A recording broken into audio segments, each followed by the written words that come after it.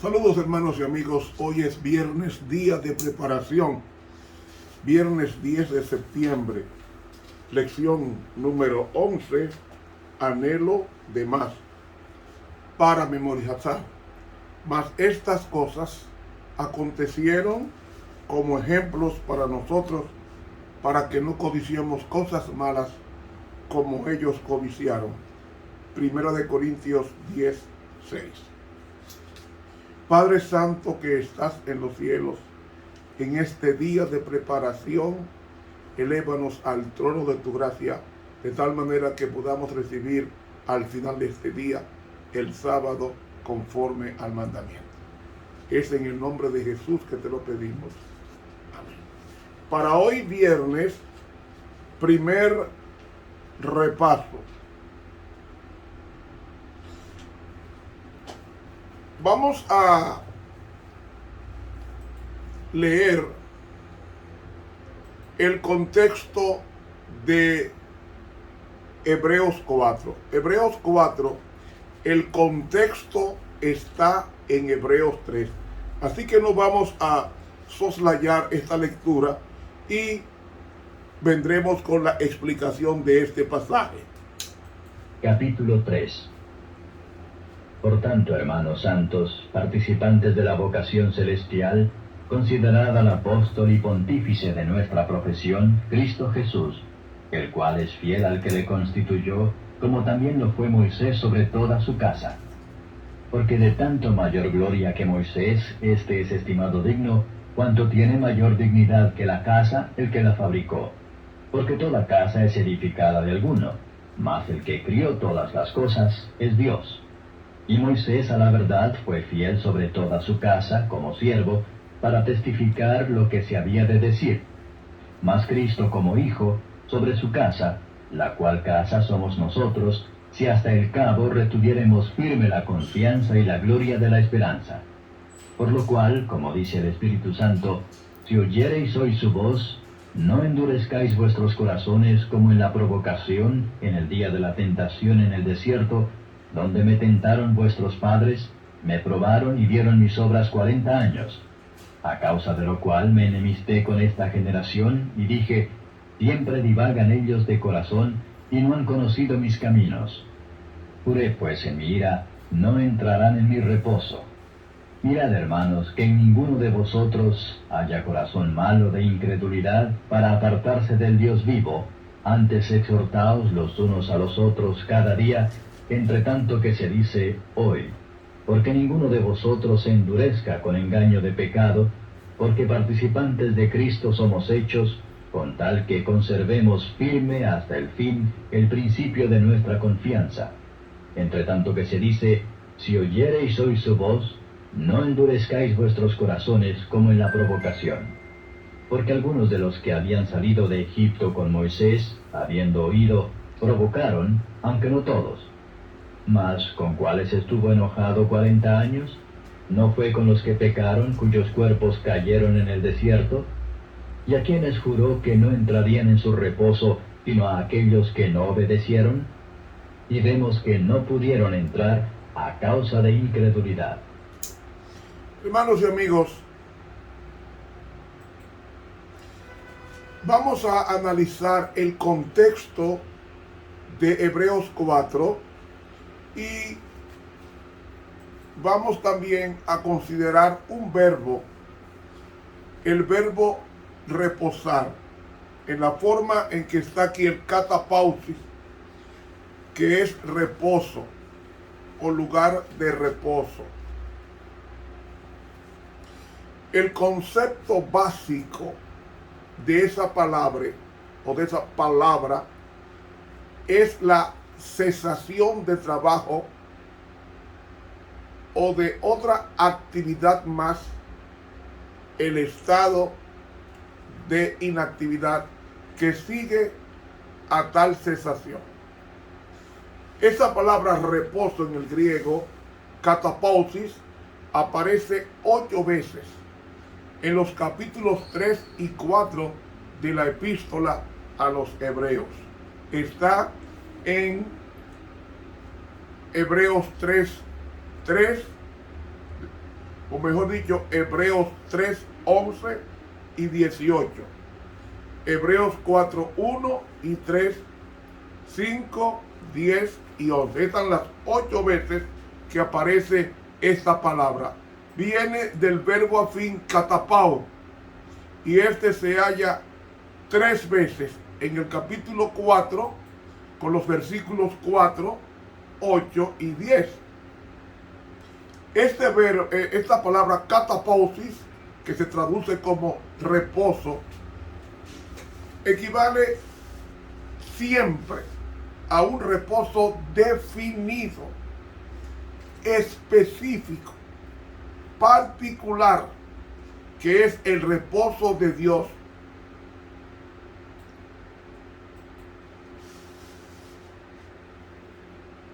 Cuando aparece en la versión de los 70 esa palabra, por lo general es una traducción del hebreo menujá, que significa lugar de descanso, y también significa reposo, que deriva de la palabra nua, que significa establecerse, que significa permanecer en un lugar, o sea, reposar después de una actividad previa.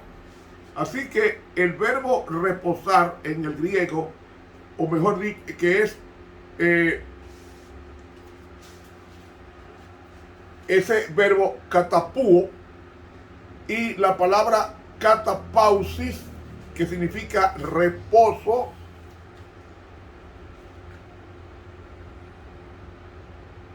se refiere al lugar permanente del arca en Canaán después de la peregrinación por el desierto, según Números 10:36. Y también significa la herencia de Israel en Canaán después de sus 430 años de peregrinación, que encontramos en Deuteronomio 12:9. Así que el verbo reposar del griego katapau generalmente se traduce del hebreo nua o shabbat, que significa reposar. Katapau se usa 5 veces en Génesis 2 y 3, y en Éxodo 34:21, así como 31:17. ¿Para referirse a qué? Para referirse al reposo del sábado. Así que katapausis, que se traduce como reposo, y katapau, que es un verbo, representan la cesación de cualquier clase de actividad. Y también puede incluir el reposo que continúa a dicha creación, como nos dice Hebreos 4:9, por tanto queda un reposo para el pueblo de Dios.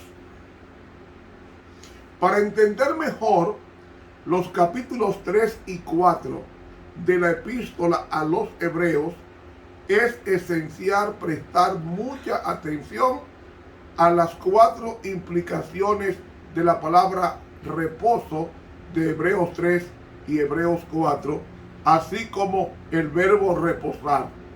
Primero, se hace referencia al capítulo 3 y el versículo 11 y al 18, y al capítulo 4 y versículos 3 y 5, a la ocupación prometida y literal de la tierra de Canaán por los israelitas que fueron liberados de Egipto.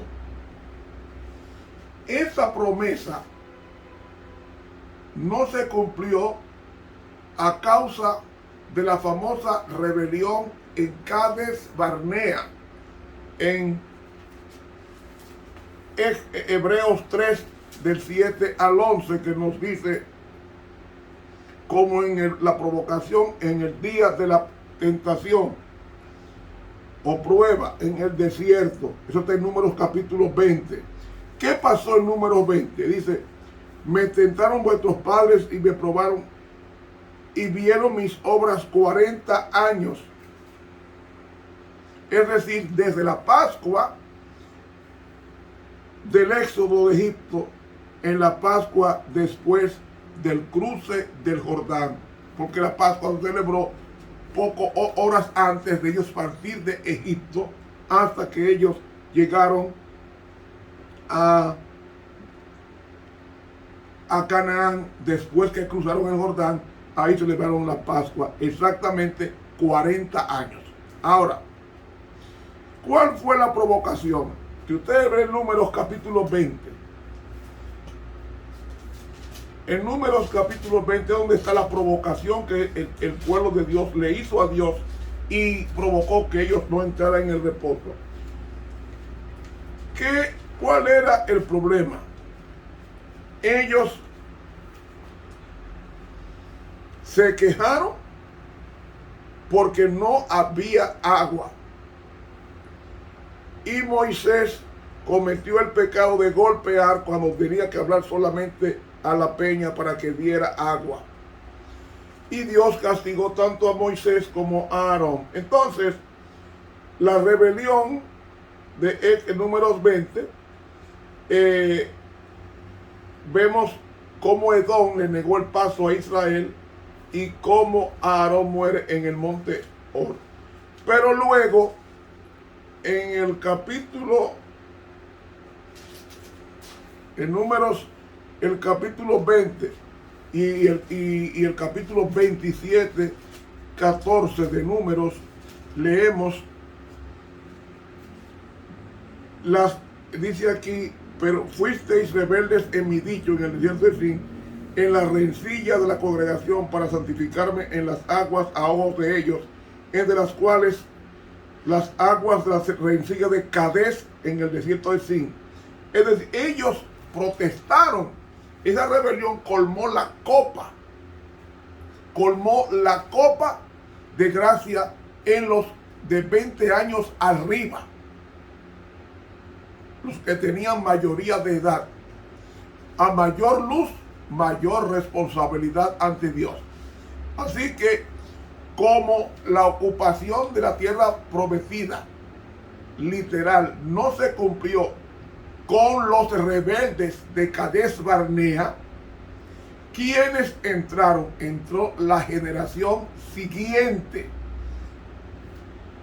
a Canaán en ese reposo. Y eso es cierto porque en Deuteronomio, el capítulo 3 y el versículo 18, leemos Deuteronomio capítulo 3 y el versículo 18, dice así a continuación, 3:18, y os mandé entonces diciendo, Jehová vuestro Dios os ha dado esta tierra para que la poseáis, pasaréis armados delante de vuestros hermanos, los hijos de Israel, sobre los valientes, versículo 20, hasta que Jehová dé reposo. El reposo estaba vinculado con la tierra prometida si ellos tenían el reposo espiritual de la obediencia a Dios. No puede haber reposo físico correcto si no hay una obediencia primero espiritual. Hasta que Jehová dé reposo a vuestros hermanos, así como a vosotros, y hereden también ellos la tierra que Jehová vuestro Dios les da a la otra parte del Jordán. Entonces os volveréis cada uno a su heredad como yo os he dado. ¿Y cómo se cumplió esto? Si nos vamos a Josué capítulo 21 y el versículo 44, leemos, y Jehová les dio reposo alrededor, conforme a todo lo que había jurado a sus padres, y ninguno de todos los enemigos pudo hacerle frente, sino que Jehová entregó en sus manos a todos sus enemigos. ¿Cuándo comienza el reposo? Cuando la generación fiel de 20 años para abajo, o sea, de 19 años para abajo, que no se rebeló en Cades Barnea, esa generación fue la que entró al reposo. ¿Por qué entró al reposo físico? Porque había entrado al reposo espiritual de la obediencia a la palabra de Dios. Así como la santa ciudad será el reposo del pueblo de Dios cuando haya tenido en la tierra vieja el reposo espiritual para entrar a la tierra nueva, la Canaán celestial. Y ese reposo es vinculante al respeto a la palabra de Dios, obedeciéndola. Así que está claro que la entrada del pueblo de Dios a la Canaán terrenal era solamente un aspecto del reposo que Dios tenía preparado para su pueblo. Después que ellos se establecieran en la tierra prometida, el Señor tenía un propósito. ¿Cuál propósito? Capacitarlos como nación para que fueran sus mensajeros escogidos de salvación para el mundo. Es decir, Israel en la tierra prometida se convertiría en un centro misionero mundial.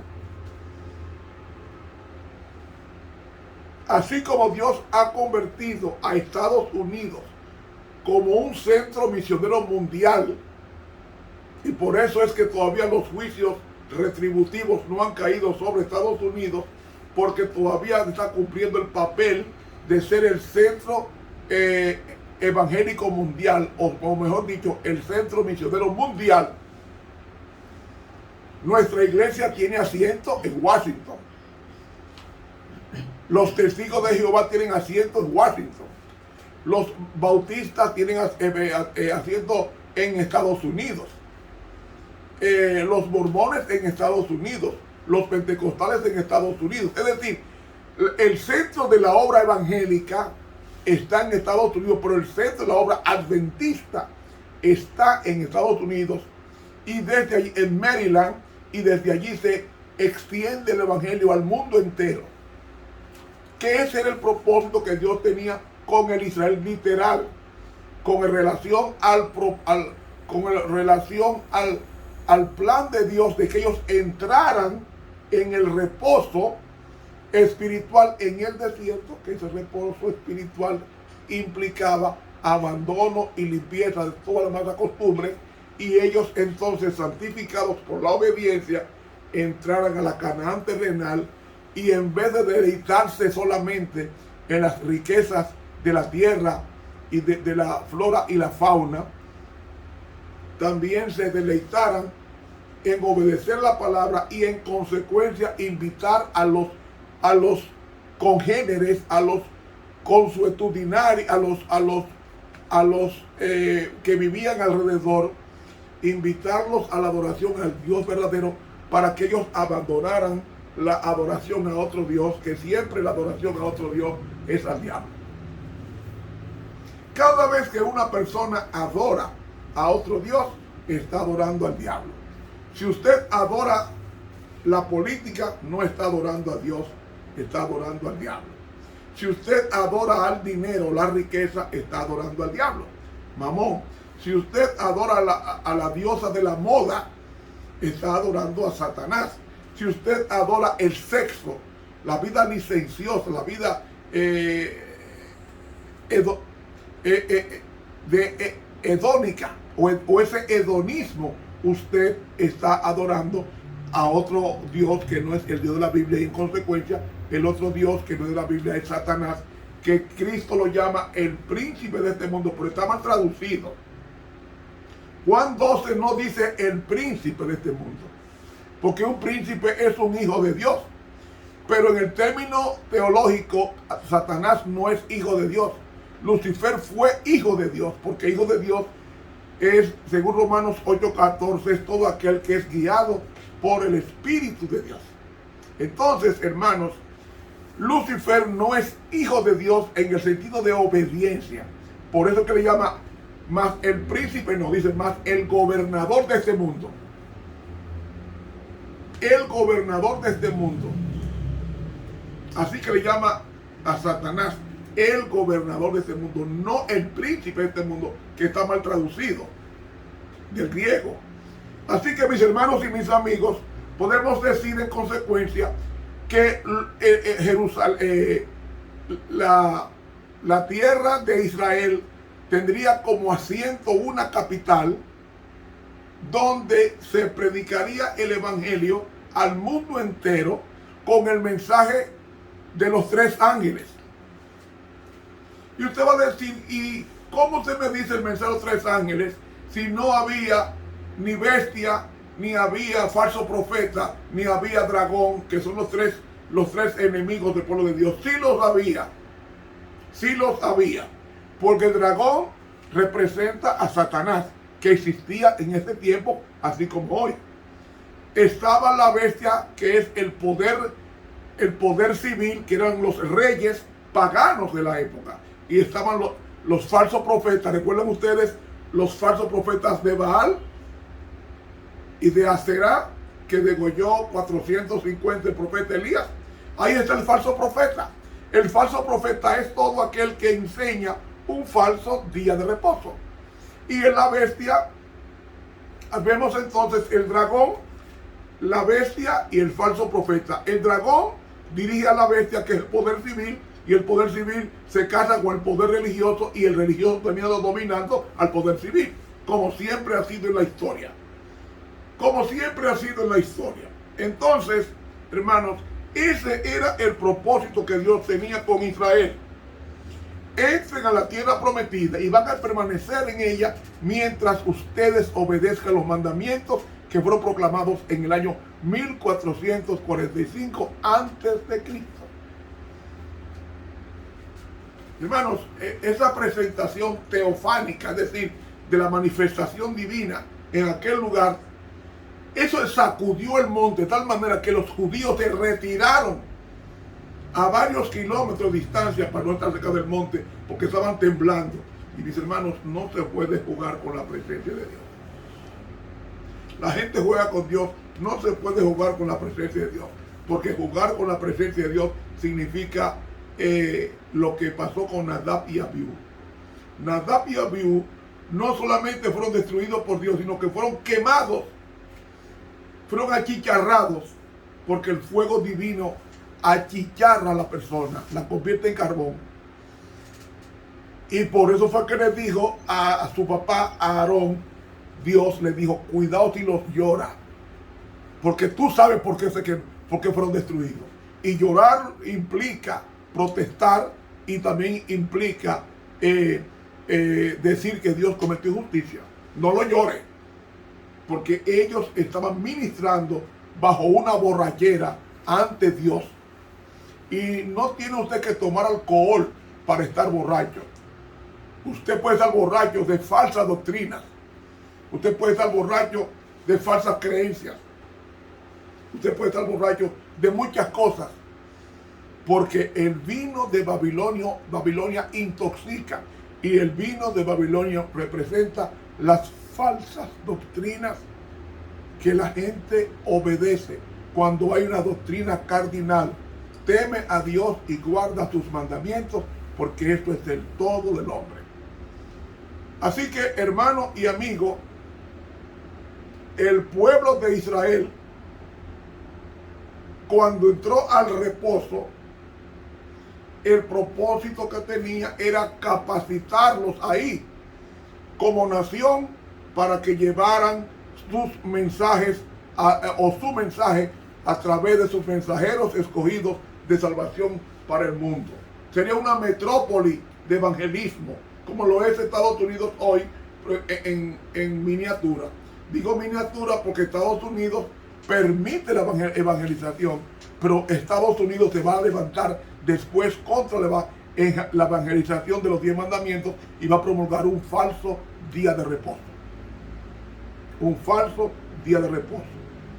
Ahora, mis hermanos, a pesar de todo, siglos después, en el tiempo del profeta David y también rey, ellos no habían entrado en el reposo. ¿Por qué? ¿por qué no habían entrado en el reposo? Los israelitas, a través de toda su historia, cometieron repetidas veces los mismos errores de aquella generación de Cades Barnea. Cades Barnea. Y como en Cades Barnea, ellos machacaron y llegaron al colmo. O sea, llegaron a superar, o al límite, mejor dicho, de la paciencia divina. Repetían los errores y los errores se graban en la gente repitiéndolos, como también el bien se graba en la persona repitiéndolos o repitiéndolos, de tal manera que el carácter del ser humano se forma por la repetición de las cosas que va haciendo, sea buena o sea mala. Por eso hay que tener cuidado. Usted critica hoy, mañana critica, pasado mañana critica, y llega un momento que la crítica es su modus vivendi. Y es usted entonces una persona repudiada o rechazada en los propósitos de Dios para que usted entre a la Canaán celestial. De ahí que es bueno, interesante que como este pueblo repitió los errores en el pasado, pues finalmente los excluyó como nación.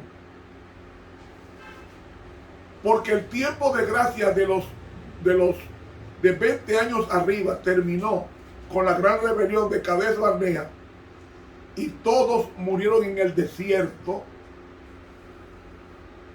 Dice el libro Patriarcas y Profetas que cometieron el pecado imperdonable. Y la nueva generación fue la que entró a la tierra prometida. Así que hay que tener mucho cuidado de repetir los pecados que se cometieron en Cades Barnea, que es murmurar, rechazar el plan de Dios y rebelarse contra él. Ese pecado Dios te lo pasa por alto hoy, mañana o pasado. Llegará un momento que para ti será un placer hacerlo y ahí tú estás pasando al punto sin retorno de arrepentimiento. Ahí se acabó el tiempo, mis hermanos. Que Dios nos bendiga. Hasta luego, profesor Ramón Romero. Continuamos mañana.